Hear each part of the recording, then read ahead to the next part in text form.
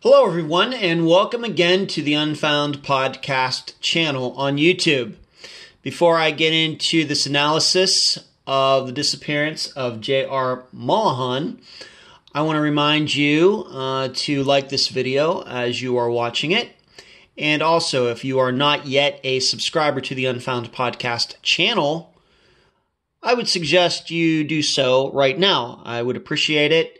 And it seems to me we're getting very close to 11,000 subscribers, which is fantastic. More than I could have ever imagined when this channel started a few years ago now.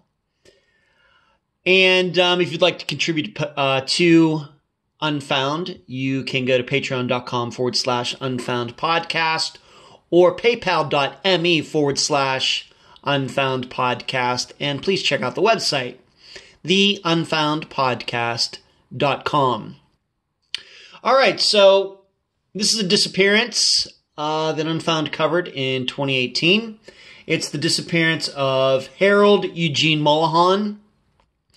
But for purposes of this video, and even going back to the interview that I did with his wife, Julie, he is referred to as J.R.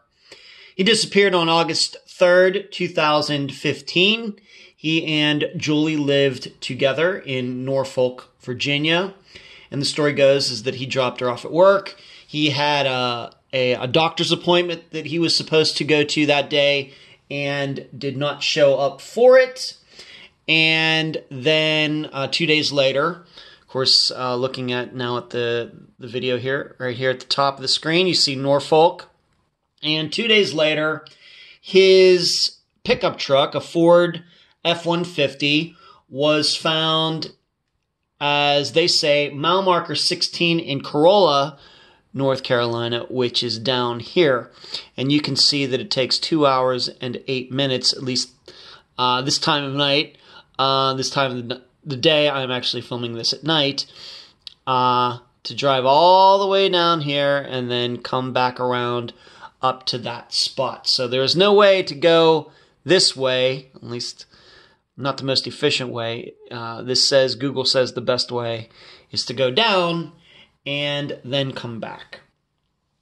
You will remember, maybe going back to that episode, that somewhere in here there is a toll road, and it did take a picture of JR's truck, and it seems that he left for, if we're to believe that it is he, and I know there is a belief out there that might not have been him driving, but if you will remember, the license plate of his truck was taken the picture of it was taken on a toll road somewhere along the way, and what they were able to figure out is that after he dropped his wife off, and when she got, it couldn't have been too long, that he must have gone home and couldn't have stayed there too long before he got on the road for the truck's license plate to be taken somewhere, once again along this route. And like I said, there is a certain belief out there, a wiggle room, I guess you might call it, that's my word, that could something else happen to him? Did he really drive from Norfolk the whole way down there? So this disappearance reminds me a lot, being especially that it's a video I just did a few weeks ago, of Tiffany Damiels, a young woman from the Panhandle of Florida, whose vehicle also ended up at the beach. And how did it get there? Why was it there? But I think the JR's, it might not have as many possibilities as Tiffany does. And I'm going to get into that. And I think we must start with the distance. With Tiffany, it was only a few minutes away from where she was living to where her vehicle was found, not that far. Of course, hers also involved a toll road in which the license plate of her vehicle, a picture was taken of it. But this is 2 hours. And I think that kind of limits our choices as to what could have happened to JR. But I will tell you something else that I think limits it as well. And I'm not sure that we captured that very well in the original interview going back with his wife. But the reason it says mile marker 16 is because there's really not a road. Mile marker 16 is on the beach. And if you look at any reports of his disappearance, his truck was parked on the beach. And this is an area of North Carolina where you are allowed to drive your vehicle on the beach. Here where I live in Clearwater Beach, Florida, nobody's allowed to drive on the beach. I don't think that it's allowed anywhere on the Gulf Coast of Florida. However, if you go over to the Atlantic coast, there is certain areas, I think Daytona Beach, maybe a couple areas over there, where you are allowed to drive your vehicles on the beach. I don't know how common it is in the United States overall. But in this area that you're looking at, let me zoom out a little bit. Maybe I'll raise this up a little bit. There we go. You will see that if I zoom in here, this is where mile marker 16 is. First of all, the paved road ends right here. His truck, the approximate area where his truck would have been found, was like 7 miles north of where, maybe not that far, 7 miles north of where the paved road ends and the beach starts. So if it was he or somebody else, they had to have made a decision to drive on the beach. And in Tiffany's situation, I suppose you could think that maybe she drove out there, she got attacked, certainly possible. Maybe she drove out there to meet somebody and they took off together. Maybe she went out there for some reason and then took a taxi somewhere. I don't know how much sense that makes, but that's certainly, there's no facts disputing any of that. Whereas with JR's, it's hard to believe that he would drive up there and then to meet somebody there. Just a random spot on the beach.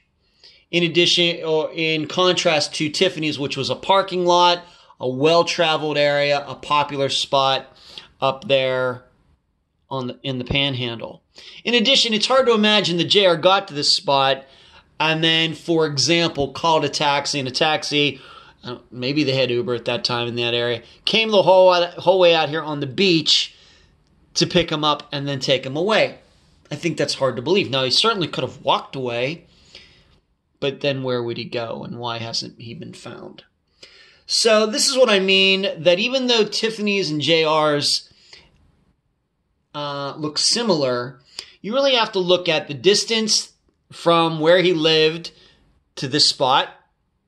And if you were to believe that somebody didn't do that, why would somebody really take his truck, park it there, drive 2 hours to park it out on a beach out in the middle of nowhere? It's hard to understand. No facts disputing that. But it's hard to understand. It would be very, very difficult to try to logically try to go through the progression to get to that. I think also with JR's, you need to remember that he was into the ocean. He was a surfer, and his board was found in his truck. I read it was in the interview that the board was covered with sand. I'm not sure what that means. It might have been used. Maybe it wasn't used. Did it rain and then the wind blew the sand onto the board? I guess that's possible. Was it damp, like humidity? The board gets wet and then the sand gets blown on there and sticks to it. I think there's a lot of different possibilities as to why sand would be on that board at this truck in this area. It very well may be he went out into the water and it got wet, brought it back, and that's how it got wet as well. But still, I think the options are very limited. I think you can tell that I personally do believe that JR drove down here, being that he didn't tell anybody he was going, being that he missed a doctor's appointment. That doesn't bode well. The next question, though, once again, going back to Tiffany's disappearance, is it reasonable to believe that he planned on going out into the water and committed suicide. Or he just went for a swim and something happened. He did have health problems. Did he get out there and had health problems and couldn't get back into shore and drowned? Certainly possible. The tough thing to understand, though, is I'm not so sure how cars being left at beaches and people disappearing is a thing. We hear it's much more common to find cars parked in national parks, cars abandoned in parking garages, cars abandoned on back roads like logging roads, etc., and people disappearing. Tiffany Damiels, J.R. Molohon types of disappearances where cars are found next to a large body of water are much rarer. Why? I think everybody understands that if you're going to commit suicide, if that's what you're thinking, and you're thinking going through the progressions on this, swimming out into the water is probably one of the worst choices you can make on trying to kill yourself. Because we have to remember, yes, people do drown after jumping off high bridges like the Golden Gate Bridge, but they don't dive.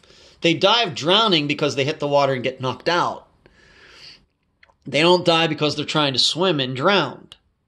Or they can break their neck, of course, when they hit the water. But if that doesn't happen, they at least get knocked out and drown. That's why they go to a high spot and jump. So the other possibility regarding water is, even though I don't believe it is the smiley face killer theory, which I think is a farce, in that all of these young men and some women are found in bodies of water, mainly rivers, after nights out on the town. You know my explanation for that. It doesn't surprise me that drunk people fall into rivers and drown because drunk people can't swim. And you add up all the millions of young people who do that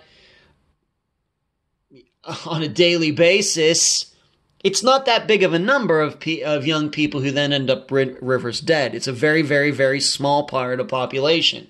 And so it doesn't surprise me that a small part of the population ends up dying if they're going near a river and slip in and fall in, stumble in, or who knows what's going through their head. That doesn't surprise me. That is much different than J.R. Molohon's truck, and if it was he, ending up here. It's very much different than Tiffany Damiels driving out to the beach and trying to go out there and swim. It's very much different. And in fact, it would be easier to find people who swim out into the water and drown in the Gulf or in the Atlantic Ocean just offshore than it would be for finding somebody who goes into a river, the Allegheny River, the Ohio River, the Mississippi River, and find them. But still, those people are found. So it's hard to understand what was going on here with J.R. Molohon, as it is hard to understand with Tiffany Damiels. But like I said, it seems to me there are more choices with Tiffany, if only just because she's a woman. So, but what I also see in looking at this map, I see a lot of brush over here to the side.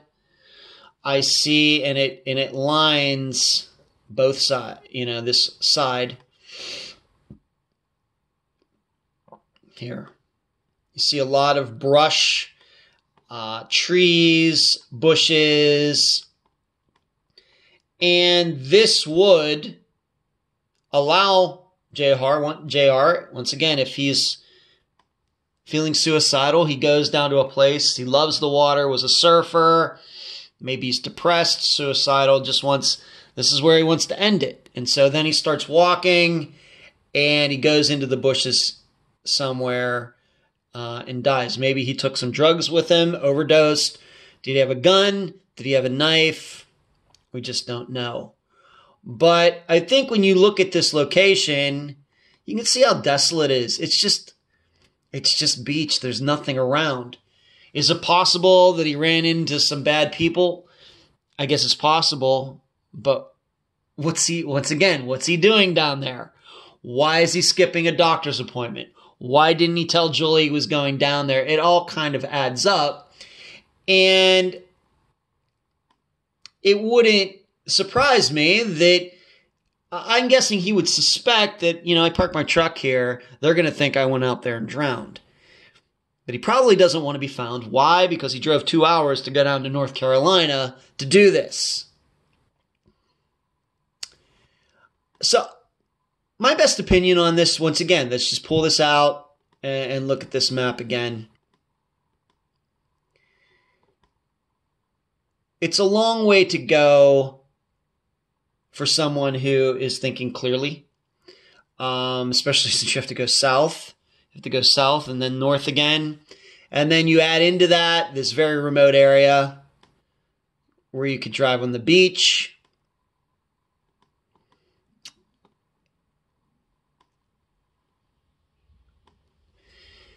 Just does not lend itself to the belief that foul play could have been involved. So that is really my opinion on this. Could certainly be wrong, but there's just nothing in the facts that I see that make me believe that there was any foul play, whether in Norfolk or down here on this beach. It sounds to me that something was going on with JR that he couldn't, something in his head that he couldn't tell anybody else about. And he went down there and then, I think, walked off. He just walked off. And if I were to make a suggestion, Julian, I haven't talked to her in a while, it would certainly be worthwhile, again, to have this entire area searched. We have to remember this is a disappearance that isn't even 6 years old yet. It'd certainly be a worthwhile to search this entire area, 5-6 miles in either direction. But not looking, of course, out into the water, but very, very close to the dunes and brush and everything to the west side of the beach, and not pay so much to the part on the east side. So that is my analysis of a map for the disappearance of J.R. Molohon. And I appreciate you watching this video. Please, once again, like it, subscribe to the channel, and I will talk to you again very soon. Thanks for watching.